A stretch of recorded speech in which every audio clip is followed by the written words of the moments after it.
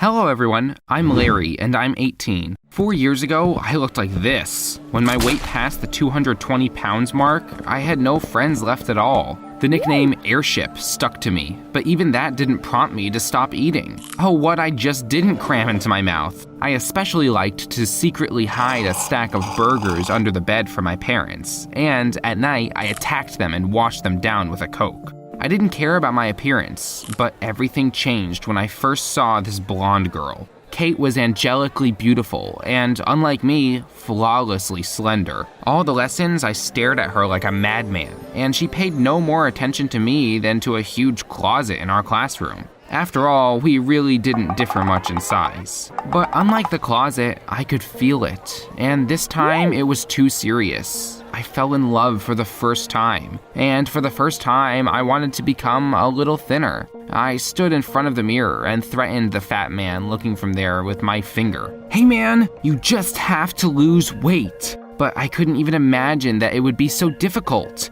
I went on a strict diet and spent days at the gym, but the numbers on the scale melted damn slowly. After a couple of months, I was so desperate that I even decided to quit everything. When I suddenly met a fellow sufferer, Andy was the same ball as me, and the common trouble brought us together. We met every day on the treadmill, but one day my friend came to training with a sad look. "What's wrong, man? You have such a long face." "Larry, this is probably our last meeting. Our family is moving to New York."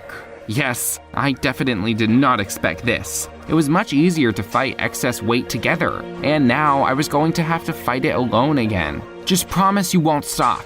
Don't forget, you have a goal." I pursued it for 3 long years, went to college, and now the scale finally showed 150. But I still couldn't be sincerely happy. After losing weight, my skin became treacherously loose, and classmates immediately came up with a new nickname for me, the Awaiter. Kate still didn't pay any attention to me, and soon I hated my body even more than 90 pounds ago. But fortunately, this time I knew exactly what to do with it. My older brother Steve worked as a plastic surgeon. I was sure that he would not refuse me, when suddenly my brother attacked me. "Are you crazy? What kind of operation are you talking about? You're only 18. The skin is young. Wait a couple of years and it will tighten up. You don't need scars all over your body." "But Steve, I've waited too long already." "That's all there is to it." Out of anger, I kicked the closet in my room and was showered with old things from the upper shelves. Heck, I was sprawled on the floor among the clothes and suddenly remembered Andy's words.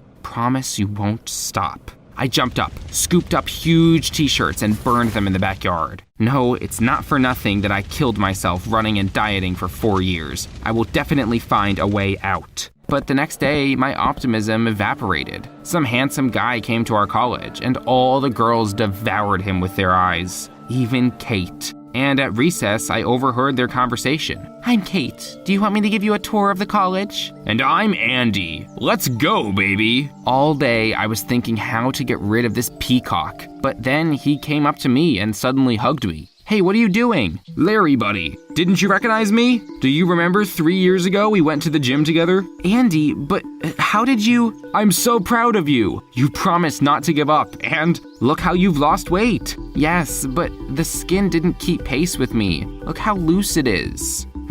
Strange. I didn't have that. Well, life sucks. One fat man turned into a caterpillar and the other into an Apollo. Of course, I would even be happy for an old friend, but not in my college. After all, Kate was here. My Kate. And I couldn't just give it up to Andy. After class, I rushed to my brother's clinic and again begged him for an operation. "If I hear that again, I'll tell our mom everything. You know what she'll do to you." "What kind of brother are you after that? You see how much I need it." But my brother put on headphones and stopped talking. All my hopes were dashed. With my foot, I opened the door of his office, when suddenly someone screamed. I ran out into the corridor and saw a girl lying outside the door. "Oh, I'm sorry, did I hurt you badly?" I held out my hand to the stranger. "It's nothing. I'm Samantha, Dr. Stephen Richardson's assistant." At that moment, a sinister plan was born in my head. Don't think I love my brother very much, but then the desire to slenderize myself was much stronger. I decided to charm Samantha to find out from her some shameful secrets of Steve. That way, I could get my brother to do my surgery. On the same day, I invited Samantha to the cinema as an apology. They were showing some boring action movie, and I was already starting to doze off when suddenly my new friend grabbed me by the chin and pulled me to her. Her hand touched me and stopped just a couple of centimeters from the folds on my stomach. I slowly pulled away and put Samantha's head on my shoulder, so we became a couple. In the evenings, I went on dates with Samantha, and at night, I dreamed about Kate. But she was head over heels in love with Andy. From the back desk, I watched enviously as they kissed and whispered sweetly. With all my heart, I hated my friend, whom I had missed for so many years. I urgently needed to get myself in order. But Samantha, as ill luck would have it, did not tell anything provocative about Steve. And then I decided to speed up the process. In the evening, I climbed to the roof of a skyscraper, spread a blanket, placed candles, snacks, and brought my girlfriend there. And when we finished dinner, I got down on one knee and opened a box with a silver ring in front of Samantha. "Will you marry me?" "Oh my God, Larry, of course, yes, yes!" We wrapped ourselves in blankets and hugged, watching the sunset, when suddenly my bride whispered, "You're so honest, kind, and relatable. I can't even believe that you and my boss are brothers. I don't understand. What's wrong with Steve?" "How to tell you? Well, you'd better see for yourself." Samantha handed me her smartphone. In the video, my brother took money from some man and, in return, promised to get him a benefit for plastic surgery. Is this a bribe? Is Steve capable of such a thing? I couldn't believe my eyes. He seemed so honest and incorruptible to me. "But please, tell no one about this. I don't want problems at work." I pretended to be disappointed, and I imperceptibly transferred the video to my phone. The dirt on Steve was in my hands, and that meant only one thing. Soon I would get the body of my dreams. That same evening, I showed the video to my brother and gave him a choice. "Either you agree to the operation or I give the recording to the police." I know. I'm sorry, Steve, but I just had no other choice. I started preparing for surgery, and a couple of days later, I opened my eyes in a hospital room. I was covered from head to toe in bandages, but it didn't bother me. After all, they hid a perfect figure. A week later, Steve took off the bandages, and I finally saw a new me. The whole body was covered with scars, but it was much better than the hated folds. Now Kate will definitely be mine. In pleasant anticipation, I walked into the classroom, but the girl didn't even look in my direction. She was lying on Andy's lap and was telling him something enthusiastically. I interrupted this couple. "Andy, look what I've done. What do you think?" "Wow, you're Frankenstein. So many scars." Kate burst out laughing, and the other guys joined in. As you may have guessed, thanks to Andy, I got a new nickname. The only thing that saved me was that the school year came to an end. Maybe over the summer, everyone would forget about this offensive nickname. But during the holidays, my life only got worse. Samantha flooded me with ideas for celebrating the wedding, and once she dragged me to choose the rings. That day, I tactfully bailed out, but my bride did not give up. Photos of wedding dresses, restaurant dishes, and other girly nonsense flew to my direct. And this lasted for 3 long months. In the end, I decided to stop this performance, but to do it in style. I invited Samantha to the very roof where I had popped the question to her. Getting up the nerve, I took the girl by the hand. "Sam, I have to confess, I can't marry you." "No problem. Let's postpone the wedding. For your sake, Wait, listen. I've been in love with someone else for many years. For her sake, I started losing weight and dating you. For her sake, I went to this operation. Forgive me if you can. I didn't mean to hurt you." Samantha looked so angry, as if she was going to take me off the roof without an elevator. I was ready for any reaction, but not for this. She dropped the ring and just left. I stared thoughtfully at the starry sky. A few days later, autumn came and I returned to college in the hope of seeing my beloved again. But there was a plump girl sitting in her place. I came closer when suddenly it dawned on me.